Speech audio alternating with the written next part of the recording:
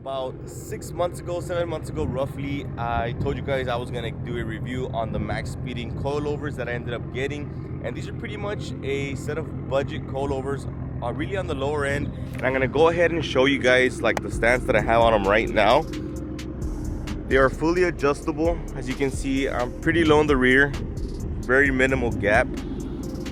I want to say maybe, what is that, maybe half an inch of a gap there in the rear, and then the fronts are a little bit lower. Let's see, about maybe a little bit under an inch as well on the fronts. So wanted to show you guys these stance before we get into the review, and I think they're pretty good. This is the best I could have probably gotten them, maybe a little bit lower in the rear, but looks pretty nice to me. So we're currently in the Mustang, gonna go for a ride, gonna give you guys a review. And the first thing that you'll probably see is a little bounciness, but we'll get to that in a bit. But again, these are the max speeding rod coilovers, and these, I'm gonna try to cover everything that I had questions about. That way I can answer all y'all's questions. And man, I think it's way too bouncy. I'm sorry about that. But to start off, guys, these are I did purchase them at $333, and it was really weird. I was kind of sketched out at first because they did have a coupon code, so they ended up being like $280 or something like that, which I was really sketchy about. I was like, man, coilovers for that cheap? Yeah, I don't think it's a good idea. My dad has always told me that you get what you pay for, right? Anyways, I think currently I checked the price, and since these kind of have been getting out there more, people are buying them more, and I saw recently I think they're going for $450, so they did bump up the price, which obviously was going to happen. If they see people are buying them, they're going to pick up the price. So right now that's what they're currently sitting at compared to the mid-tier. I consider these the lower end coilovers because these are about $300 to $400 coilovers. And then you do have your mid-tier. To me, those would be about like $700 to $800, which would fall under like the SVE coilovers, the SR Performance coilovers. And then you guys have, I want to say, like your higher end coilovers, which would be like the Böcklin, the Viking coilovers, BMR, you have Eibach. I would say those are the more the higher end, because those are, you're talking about maybe $1,200, $1,400 for a set of coilovers. So when you check at the price difference, these are a lower end coilover. And by no means am I saying that these aren't as good, or they didn't do any, they don't compare to them, but I'm just going based off of price, you know. So the next thing, guys, was shipping. I did order them over the weekend, so they don't count as a business day. They ended up shipping them till Monday. And I want to say they didn't take more than a complete week. I want to say I got them like in 5 days, 4 days or so. They do ship out of Canada, if I'm not mistaken. But the quality of shipping, guys, wow. I'm pretty sure you guys can hear everything I'm hearing right now. So the quality of the shipping, guys, they came up pretty good. The quality, I do give them a, I guess, like 10. I mean, they are professional about it. It comes in its max speeding rods shipping box, and everything's well packaged, as bubble wrap, and even the coilovers were wrapped in it as well. And they're just like a regular coilover. Any product that you get, it's not like they just threw them in there and shipped them out. Everything was well taken care of and wrapped up. There's not much to talk to you guys about the quality of the shipping and stuff like that, other than it was good. So I mean, it's not like it's a big deal about it. But now the craftsmanship, the build of the coilover itself, I'm gonna be honest with you guys, I've never really felt a set of high-end or mid-end coilovers in hand. I've ridden in cars with them, but I never held them in hand. But these guys weren't too bad, honestly. I mean, they didn't feel cheap. The quality of like the paint on them, because they're coming two tones. You can get them in gold, like a yellow gold, and the other one's gonna be red, which I thought I had ordered red, but ended up getting gold. And then when I checked back, I did order gold. But they feel pretty good. They are pretty sturdy. They feel heavy. They don't feel cheap. Like if you drop them or something, they'll break. They don't feel like plasticky. Something's gonna come off. Everything felt good. Everything checked out fine. I wouldn't be telling you guys I would recommend them, or I wouldn't be, when people would ask me for them, I wouldn't give you guys a name out if I didn't think they were, you know, like good enough for you guys to buy. So buildmanship, they were actually pretty good. The craftsmanship was well done. So they're actually pretty good. The build, the quality of it, the paint of it. This is not talking about the quality of the ride, but the quality of the actual craftsmanship of the coilover. They were actually pretty decent. Since I did talk about the quality of the finish, I did talk about the craftsmanship, the build of the actual coilover. Now I want to talk about the quality of the actual ride, which is pretty much what you guys care about, right? This is why you're here. So as you can see right off the bat, it is really, really bouncy. All right. You probably might hear a little bit more noise than usual just because I have my rear seats down because we were messing with the subwoofer in the rear. But that way you can hear everything raw. It is quite bouncy. I did try to stiffen up the ride quality with the dampening little circle thing. I don't know what it's called, but it's a little tool and you can just adjust it. So I did try to go all the way to the tightest level, and it is still bouncy. It's not horrible, and I actually noticed that it gets more bouncy when it's cold. Right now we're in 50-degree weather, and it does feel more bouncy. On a regular warm hot day when I daily drive it, it doesn't feel this bouncy, but it is still, regardless, on the bouncy side, even though I tightened it up. Right now I am lowered a pretty low, decent amount, as y'all saw, and the quality is pretty good. I mean, you do hear a lot of road, because the lower you get to the ground, the more road you're gonna hear, right? More road noise and stuff like that.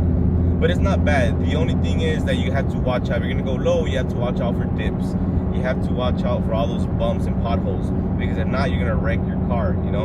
And you're gonna mess up your front splitter and stuff like that. And in that case, if you hit a pothole, you might mess up the coilover. But then again, it's not gonna be the fault of the coilover. It's gonna be your fault, the driver, you know? So actually, they're not bad, guys. I would rate them an 8 out of 10. I have been in other cars with better coilovers, and they're a lot better. For a daily driver, honestly, it's not bad. It's tolerable. It's not like I complain about it, and I don't complain about it. It's really good, especially for the price that you're getting them. They are good. I would recommend them, only if you guys are getting them for the reason that I got them for. I got them only purely for aesthetic reasons. I wanted to go lower. I wanted to have that little better of a stance look. If you want them for track, if you want them for handling, I don't recommend them, guys. I mean, again, you get what you pay for. These are $300, $400, and it's not gonna be meant for the track. Although on the website, it does say they are track ready for mild usage of track and stuff like that. I don't recommend them for track. I just rather you guys spend the $400 extra and buy a mid-range coilover than these. But it's not to say that you can't take another track. It's not to say you can't race. But if you're really honestly looking for performance, you really got to look at the higher end coilovers, you know, the better products. So if you really want these coilovers, I recommend them. I say go for them, guys. Depends on your budget. If you're maybe out of high school, or you're in high school, you're in college, and you're looking to start somewhere, this is a good start. But if you're looking to do other stuff with it that has to do with handling and performance, don't even look this way. I mean, unless you want to try it, that's up to you. But I would not recommend them for those reasons. Only if you're into car shows and stuff, then go for it. But again, these are adjustable, so the way you set up your height is also going to impact your drivability. You know, it's going to be a little bit more comfortable if you're adjusted to a higher height than what I am right now. The lower I am, I do sacrifice some of that stuff. All right, and when it comes to noises, there's not a lot of noises, guys. The only time I heard noises when I was like really bottomed out in the fronts. That's when I would hear a lot, not a lot, but some kind of clunks in here like that. That was because I was really, really low, guys, like horribly low. And the rears, I've never heard anything. It was just the fronts that one time that I loaded up pretty bad.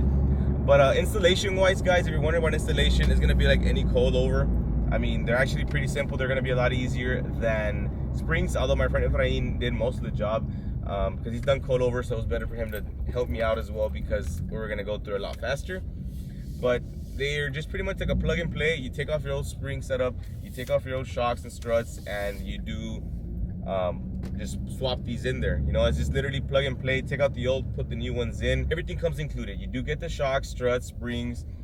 They already come preloaded, so you don't have to worry about that. They do come with the spanner wrenches. That way you guys are able to adjust the ride height, right? That's the way these guys are adjustable.